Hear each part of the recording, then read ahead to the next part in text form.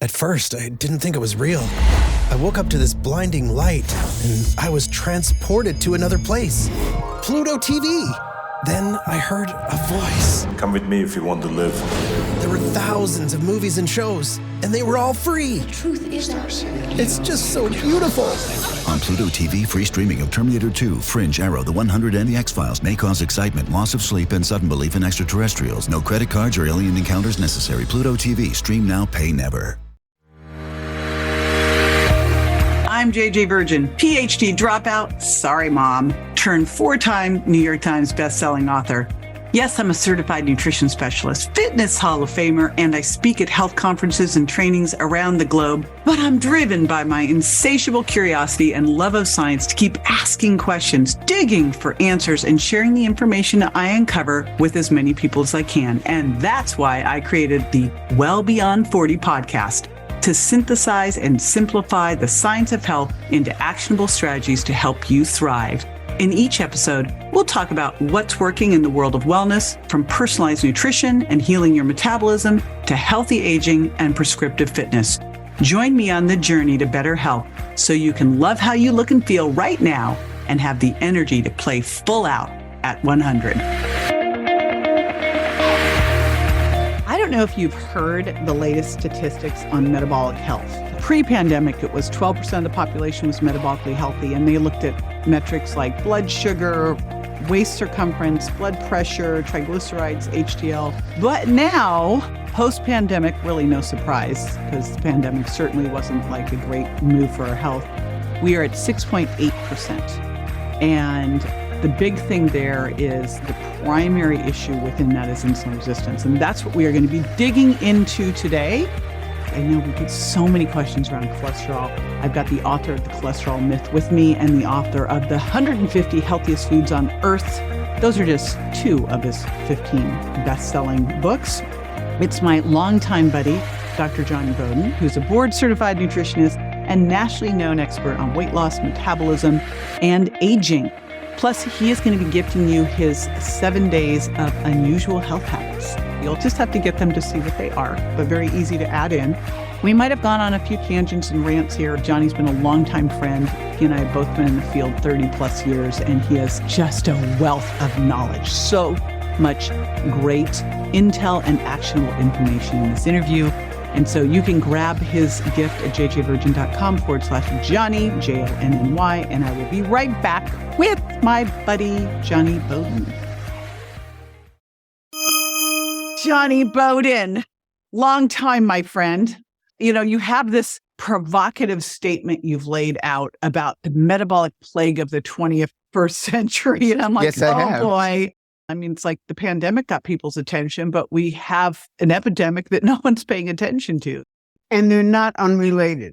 The metabolic plague that I'm talking about and that we will be talking about underlies every single chronic disease we know of and every comorbidity for COVID. Yes. And I think, honestly, I'm really concerned that we are tiptoeing around things nowadays, trying to make everybody feel like, okay, and all you're doing is leading to people's early demise and poor quality of life. And that ends here. It's just ridiculous. You're preaching to the choir. Yeah. Right? I mean, it's not helping anybody. It's like, are you going to be the one to go explain to them when they just had to have their feet cut off because they have diabetes that, sorry, that I told you that it was totally fine, that you could totally be healthy, 60 pounds overweight? No, I'm not doing that. It's not okay. So when you're saying metabolic plague, that is a great term, by the way. I am going to quote you. What do you mean? What are you talking about? I'm talking about something called insulin resistance, or what's technically known as insulin resistance syndrome. Generally, our parents or the people in the world in general know insulin resistance as prediabetes. They are essentially the same thing. And what's really important to know is that this isn't some esoteric thing that only happens to diabetics. 88% of America, and this is in the literature, you can Google it, you can find the studies, 88% of us have some degree of insulin resistance. And according to Dr. Casey Means, who's another great hero in this play, that number's gone up to 93%. I haven't seen that data. I just found it. It's 6.8% of the population now is totally metabolically healthy. Here's the part that makes my head explode. Insulin resistance is almost 100% treatable, preventable, and reversible with diet, fasting, and lifestyle. No one's talking about it. Your doctor doesn't even know what it is.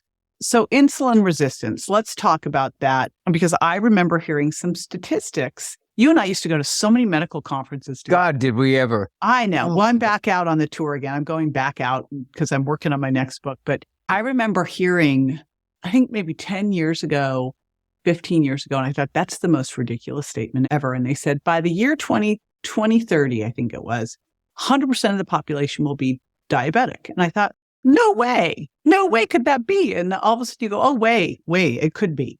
What is going on? How is this happening? How does it develop? Where's it coming from? I'll give you the story that I tell most often because I think it illustrates insulin resistance in a way people can relate to. Insulin resistance is, for want of a better term, a broken metabolism, a metabolism that isn't working optimally. And the way we can understand it best is to look at how a metabolism is supposed to operate. So let's take a 5-year-old or an 8-year-old kid who lives in a wonderful, area where there's organic food and everything's wonderful and he has play dates. He comes home from school, he eats an apple, his blood sugar goes up a little bit, which is just perfect because his muscles are going to need that sugar because he's going to go out and play and ride a bike and go on the jungle gym and do all the things that kids did before micromanaged play dates on computers. So that's a normal metabolism. What happens is the blood sugar goes up a little. The pancreas says, oh, there's a little bit of a rise in blood sugar, and it releases a little squirt of a hormone called insulin. Vital for your health, vital for your life. Insulin comes in. One of its major jobs is to remove that sugar from the bloodstream because we don't want high blood sugar in the bloodstream. That's very dangerous. So insulin comes along and it corrects that, and it takes that sugar and it delivers it to the muscle cells, which are delighted to have it. And the kid goes out and plays, and after a while, sugar goes back to normal. He's hungry again. He goes back and eats dinner. And that is a normal, healthy metabolism. Now let's fast forward 35 years. You wake up, you're stressed out of your mind, you barely slept, your cortisol levels are on the roof. You rush over to the nearest coffee emporium, you buy yourself a 900-calorie, no-fat blueberry muffin and a latte, whatever the hell it is, with, a couple of pumps of this and that. Your blood sugar's on the roof now. The pancreas is going code blue. It's squirting out all this insulin. The insulin is running around trying to get that sugar into the muscle cells. But this time the muscle cells are saying, what do we want this shit for? This guy's going to spend all day at the office on the computer. Then he's going to go home and work the clicker in front of the TV. We don't need any more sugar. Thank you very much. Take it elsewhere. And they become resistant to the effect of insulin, the Sherpa of sugar. Now, the fat cells don't become resistant that quickly. So the fat cell says, bring it over here. We'll take it. So now you start to gain some fat around your belly, maybe on your hips, butts, and thighs, but mainly around the belly. And for a while, that insulin is able to keep your blood sugar just barely from the diabetic range, but it's working really hard. Eventually, even the fat cells say no mas, and now you've got both high blood sugar and high insulin. That is the definition of diabetes. And that's what insulin resistance is. I like to explain it in a way where when you were born, whether it was God or the genome organizing device or whatever it is, nature or God, gave you a bucket. That bucket comes in different sizes. Some people get a big bucket, some people get a small bucket, and you can eat all the carbs that you can fit into that bucket. Now, is it fair that some people get big buckets and some people get small bucket? No, it's not fair. It's metabolism. That's just the way it is, like gravity. It doesn't care if you like it or not. So you get this bucket, and if you try to eat more carbohydrates than the bucket will hold, you're going to eventually overwhelm the system, and that is what's going to produce the no mas of the cells saying we're resistant to insulin. The process you just described didn't happen overnight. No, it did not. And there's so many signs all along the way that something is awry. Correct. And for someone who went to their doctor and maybe their blood sugar was elevated, their hemoglobin A1C was elevated, maybe they checked a fasting insulin, though they don't seem to very often. They do not. I don't understand how you can get a picture with just blood sugar and hemoglobin A1C and not look at insulin. It makes zero sense to me. But someone going to get their labs done, like what should someone be looking for now as these indicators that something is sideways because, again, I still hear it today that people go to the doctor and the doctor is saying, hey, well, watch this. I'm like, watch it. So what are the signs that someone can look for to know? And I mean, there's signs that you don't even have to go get a lab test to see. I have a very low-tech, free, at-home test that you can do to see whether or not you might be insulin resistant. And that is this. Stand in front of a wall, about 6 inches in front of the wall. Walk slowly, an inch at a time, towards the wall. If your belly touches the wall before your nose, 98% sure you've got some degree of insulin resistance. If you're a man and your waistline is 40 or over, if you're a woman and your waistline is 35 or over, very likely that you have insulin resistance. Now, if you can get a doctor who isn't completely owned by the pharmaceutical companies and the insurance companies and will order a fasting insulin test, you can take that number together with your fasting glucose, which is done on every blood test ever done in the entire history of the world. You take fasting glucose, you take fasting insulin, you plug it into a calculator online, very much like the BMI calculator. The calculator is called the HOMA-IR. And it's available online. Put the two numbers in, it will give you a number and it will show you where you are on the insulin resistance scale. Nice. Remember growing up, the Special K cereal commercial that you can pinch an inch? I remember well. Except when you get really insulin resistant, you can't pinch an inch because you've got so much visceral fat. And I had a client like this early on, Jonny, and I remember it made me reevaluate everything because I was using skin folds as my primary way to detect body composition, which works fine if you're metabolically healthy, but seeing that that's less than 7% of us, it no longer works. And what I started to discover was that the skin folds became more and more wrong around the waist. Like the more metabolically unhealthy you are, the less predictive this was. In fact, it would look like you were super lean because you'd have so much visceral fat to be pushing so hard against your stomach that you'd have very little skin that you could pinch. I love that idea of walking towards the wall, of using that waist to height, of looking, going, gosh, am I not able to pull any skin off my waist because I've got so much intra-abdominal fat, that visceral fat pushing against that I look like, I call it the potato on stilts look, skinny arms and legs and a big trunk. That's another big indicator of it. You probably run into many men particularly who have this huge belly, which is like, I've got insulin resistance, folks, and they'll go, here, touch it. It's like a rock. It's not muscle. Yeah. So what was interesting, I am just on a rampage to get everyone to do a DEXA. I don't understand why this tool isn't used. Like, why are we going to the doctor's office and stepping on a scale, which is like getting your total cholesterol, which is a meaningless number when we can go get a DEXA? You know, first of all, we should start doing this in our 20s and 30s for bone density anyway, when we can actually make a change, but to really see what our skeletal muscle is and where that fat is distributed. And it's so amazing to me that we still have scales in doctors' offices and not at least an in-body bioimpedance. But yeah, let's dig into, I love the book, The Great Cholesterol Myth. Just like this, cholesterol is still another one out there that just continues to be out there as this big, scary thing. Can you unpack that for us? I would love to, but what I want to point out is that Stephen Sinatra, the late Stephen Sinatra, the cardiologist who wrote the book with me, we wrote it originally in 2012. And we did the revised edition in 2020 when we really had time to go and dig into the research on insulin resistance. And what we found is that insulin resistance predicts heart disease, as it does just about any other chronic disease you want to mention. But it predicts heart disease about 10 years before your doctor says, oh, Mrs. Jones, you have elevated cholesterol. Let's put you on a statin. Or Mrs. Jones, you've got elevated A1C. We just see that. I think we should put you on metformin. 10 years before that happens. Wow. And how insulin resistant, because I know it's progressive. If you don't do something about it, it's on a crash course. Yeah. To diabetes. There's no question. And here's the other thing that we pointed out in the book. This whole notion of metabolic disease, which really starts with insulin resistance, is a continuum. So prediabetes is diabetes. It just hasn't quite reached, it's a long analog scale.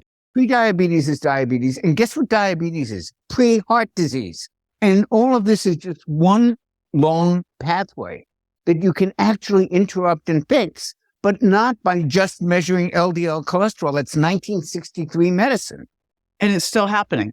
constantly. We're not doing a fasting insulin and we're doing cholesterol. We talk about that for 2 seconds because if you have like 3 take-home points from this discussion with JJ, please take this as one. The old-fashioned test of good and bad cholesterol is 1963 medicine. It is as out of date as using a cosmopolitan astrology thing to figure out what your future is going to be. We now know there's at least 13 identified subfractions of cholesterol. They do not all behave the same. All HDL cholesterol isn't good. All LDL cholesterol isn't necessarily bad. These particles, these lipoproteins, come in different sizes. And if you think about it, just open for a moment, cholesterol doesn't go into the bloodstream. It's waterphobic. It doesn't mix with water. It needs to be carried in something. And the carrier is the lipoprotein.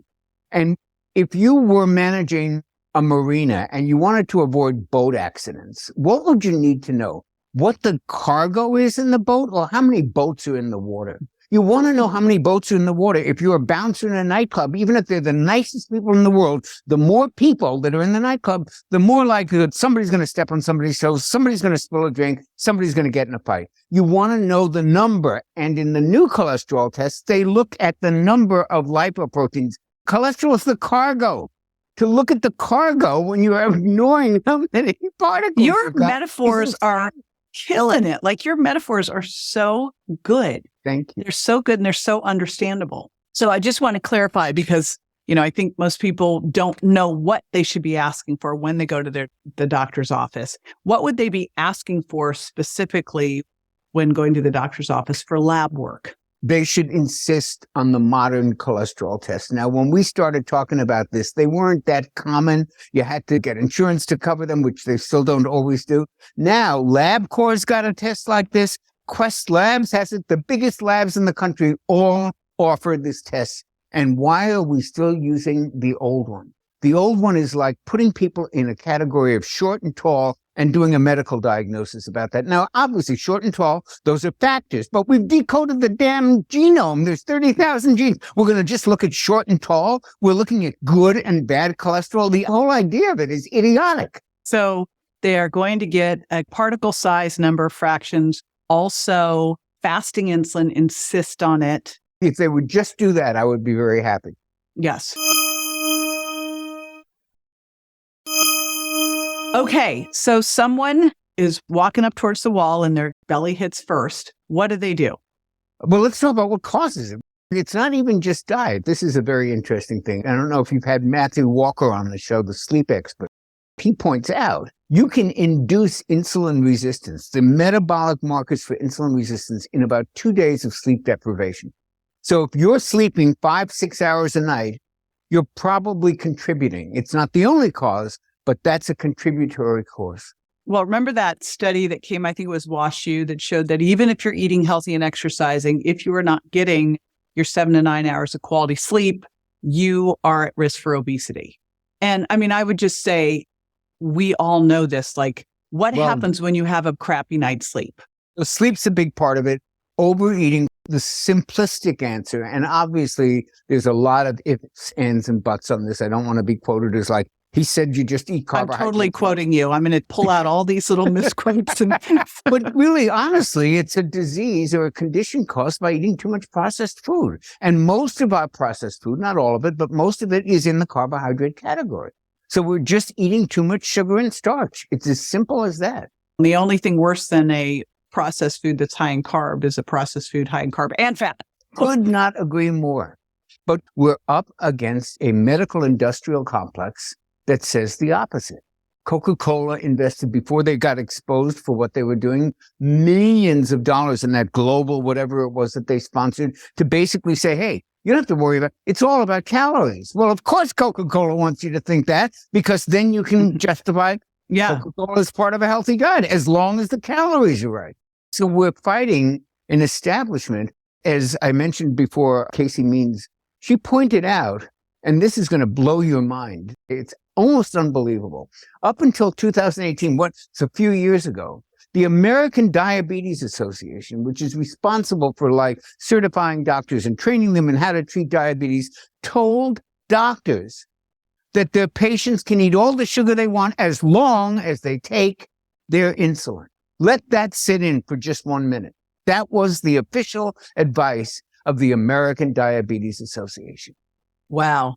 So I still think about back to our buddy, Dr. Diana Schwartzbein. Yes. And we'll just let some of the situations rest. But I think of one of the things that she told me about early on when she wrote the Schwartzbein principle. And the whole premise came to bat because she was dutifully following, as an endocrinologist, the American Diabetics Association diet. And she was prescribing it to all of her patients because that's what she'd been trained. And so she was doing what she was trained. She was, board certified fellow, the whole bit. And what she discovered were the people who were cheating were doing better. And thankfully, she asked questions.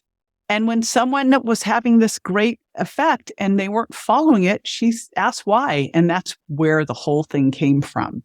Is someone going, wow, look at the great results they're getting. Oh, they're doing the opposite of what I taught them to do. Maybe I should look at that instead. Yes, but we can't ignore the psychology behind confirmation bias and the ability of people to ignore evidence that doesn't support what they already believe. We saw this in the 90s. I was a low-fat person. I was almost a vegetarian. I would send the eggs back if they had even a little bit of yolk. And we would have people go on the Atkins diet against our regular, I was a trainer at Equinox. That's where I started. And these people would come in and they'd go, we're going to try the Atkins diet because this shit is just not working.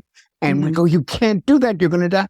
And they'd come back. And not only didn't they die, they'd have all these results we're talking about. And you know what their doctors would say? They'd come in to the doctor, and people reported this to me all the time. And they would show them their blood work, and their blood pressure had gone down, and they had lost some abdominal fat, and they were doing great, and their energy was good, and their metrics. And the doctor said, Mrs. Jones, what are you doing? Well, I tried that Atkins diet. They said, you can't do that. That's going to kill you. Sometimes they don't even believe their eyes or the evidence of their research. All right. So I think when we really talk about like carbs and fat, we're not talking about a sweet potato, blueberries, some, broccoli. We're talking about, I'm calling them dirty processed foods because the challenge is all foods are processed. You want to have some wild rice? It was processed. You're not in the field. I'm a big proponent of protein powders. I think as long as you get a clean one, they're fantastic. So we need to really distinguish between clean and dirty. But these dirty ones are ones that have been created to make you overeat. They basically shut off your satiety signal so that you'll be a little piggy. And here's the great example. I found this stuff and, I'm so much better not knowing about these things, but I found this thing called Catalina Crunch, keto cereal. I grew up on Captain Crunch and Pop-Tarts and Cocoa Puffs, right?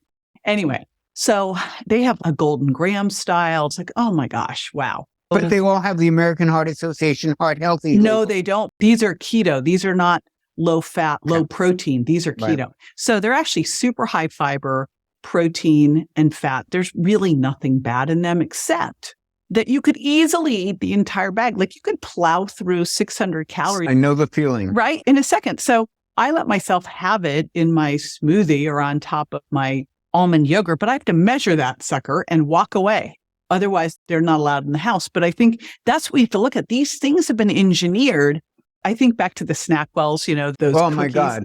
Whoever ate one of those cookies? The marketing slogan, bet you can't eat just one. I don't know if people remember that, but it was when I was growing up, that was a very big thing for Lay's potatoes. They're not kidding. No, they're not kidding. There have been books written about this. They have PhD food scientists who literally work on this stuff to find what they call the bliss point, the point where it's just sweet enough and you just want more, and all your signaling mechanisms that say, hey, dude, you had enough food. The cells of fuel, they're gone. They go to sleep. They are engineered to create a desire for more of them.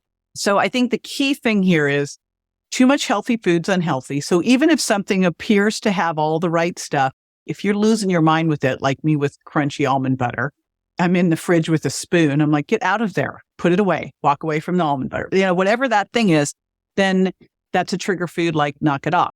Did you listen to that 60 Minutes interview about semaglutide, Wegovy? No, I did not. Someone on Instagram DM'd me and said, oh my gosh, I'm so upset about this. And so I had to listen to it. And they had two bariatric docs.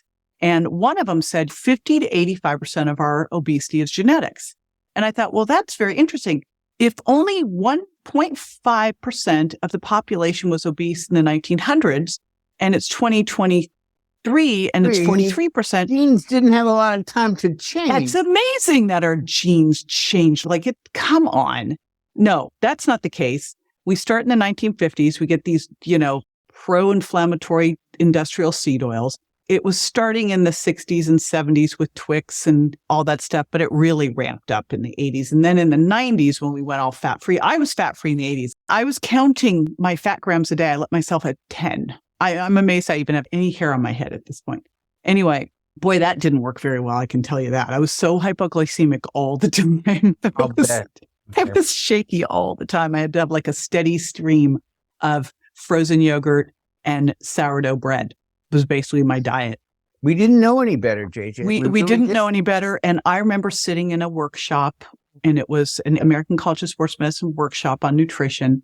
And these two dietitians told us that we could get all the protein we needed in a potato. And I remember looking at them because they both looked like potatoes on stilts. Yeah. And I thought, you are what you eat. This is so interesting. And everyone in the workshop, they were all American College of Sports Medicine exercise physiologists, and they were all ripped and buff. And these two dietitians were totally out of shape and borderlining on obese.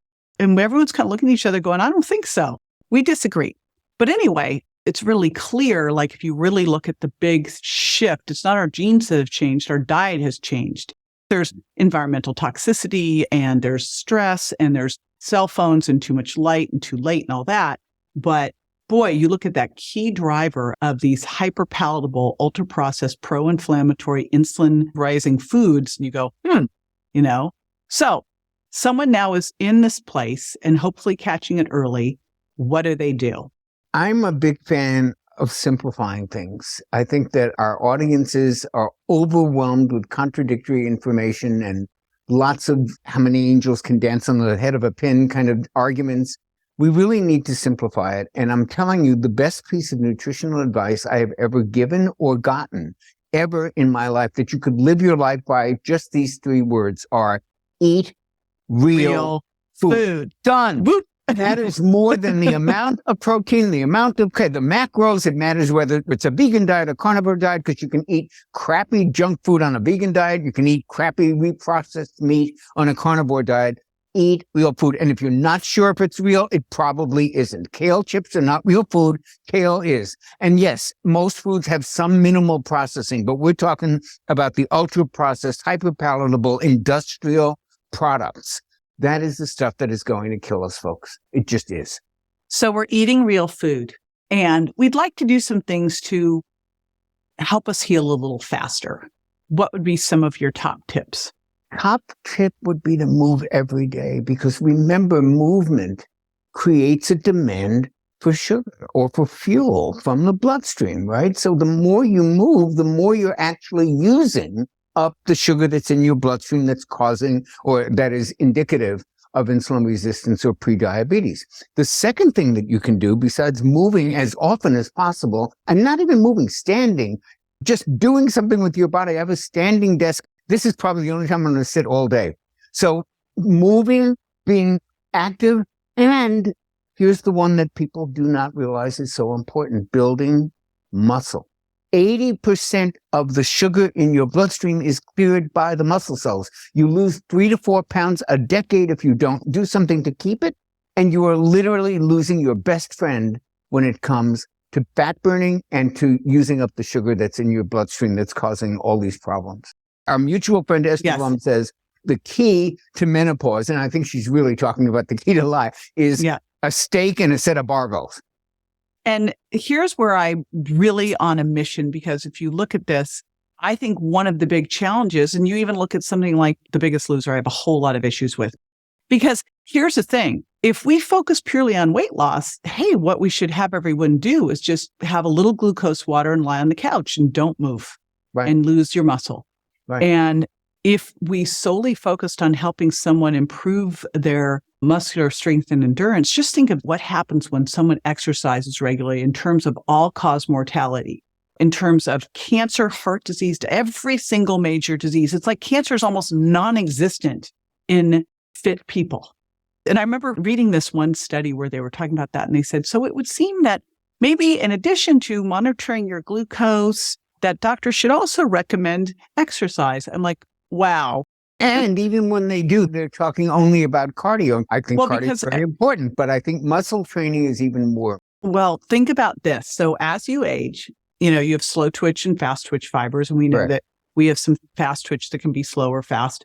And as you age, you're losing primarily fast twitch fibers. That's your muscular strength. And when you talked about losing that muscle mass over each decade, which is 1% a year, age 40 to 50, age 50 to 60, then it doubles. It's actually 2 to 4% a year of strength. It's 6 to 10% of power. It's frightening. So then you hear about the 60 to 65-year-old who breaks their hip and then dies within a year. And just the correlation between grip strength, being able to balance on one leg, and it's like, why aren't we putting this mission to get people to lift heavy things? Because life involves lifting heavy things. I don't know about you, but I want to be 100 and be able to pick up my grandkid, carry my dogs up the stairs. I want to be able to unscrew the lids of things. And, if you just look at some basic things, basic thing is, are you having to hand the jar to someone else and ask them to unscrew it? There's a problem.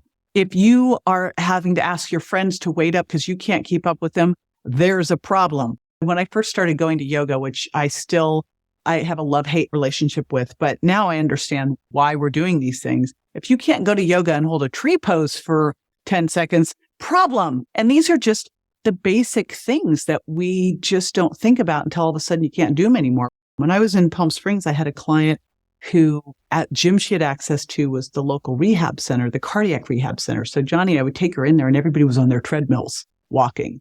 They could have been doing a crossword puzzle as quickly as they were walking on this treadmill. And I was having to do pull-ups and dips. And all these people never thought this was possible, but we've got to show people what they should be doing and that it is possible. And this is what's going to make you have this amazing life. So, everything you worked for that all of a sudden now you're in your 70s, 80s, 90s, you can actually do all those things.